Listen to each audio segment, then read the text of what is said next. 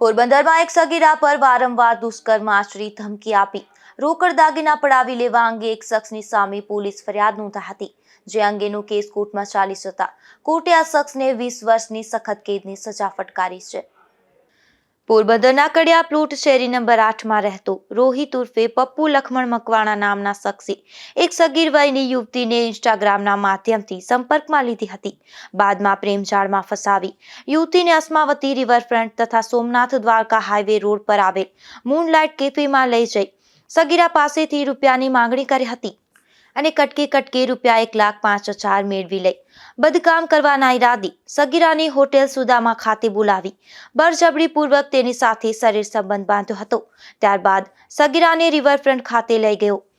ત્યારે સગીરાએ પોતે આપેલ પૈસા પરત માંગતા રોહિત ઉશ્કેરાઈ ગયો હતો અને સગીરાનું ગળું પકડી શરીર સંબંધી વાત બધાને કરી બદનામ કરી દેવાની, સગીરાની નાની બહેનને જાનથી મારી નાખવાની ધમકી આપી હતી અને તેની પાસેથી વધુ પૈસાની માંગણી કરી સગીરાની માતાના મોબાઈલમાં બેન્કિંગ એપ્લિકેશનનો ઇન્સ્ટોલ કરાવડાવી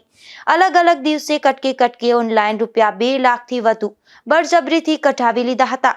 રોહિતે આટલેથી ના અટકતા સગીરાને તેના ઘરમાં રહેલા સોનાના દાગીના આપી દેવાનું કહી સગીરાની માતાના 1.5 લાખની કિંમતના સોનાના 2 ચેન ધમકી આપી બળજબરીથી કઢાવી લઈ તે બંને ચેન ફાઇનાન્સની ઓફિસમાં ગીરવે મુકાવી દીધા હતા અને બાદમાં રૂપિયા 1,43,000 મેળવી લીધા હતા। ત્યારબાદ સગીરાને પૈસા પરત આપી દેવાના બહાને અલગ વખતે કુલ 7 વખત હોટેલ સુદામાના રૂમમાં બોલાવી તેમજ 1 વખત હોટેલ આદર્શના રૂમમાં બોલાવી સગીરા સાથે બળજબરીથી 8 વખત શરીર સંબંધ બાંધ્યો હતો, જે મામલે સગીરાની માતાએ 2/7/24ના રોજ રોહિત સામે કમલાબાગ પોલીસ મથકમાં ફરિયાદ નોંધાવી હતી, જેમાં પબ્લિક પ્રોસિક્યુટર સુધીરસિંહ બી જેઠવા દ્વારા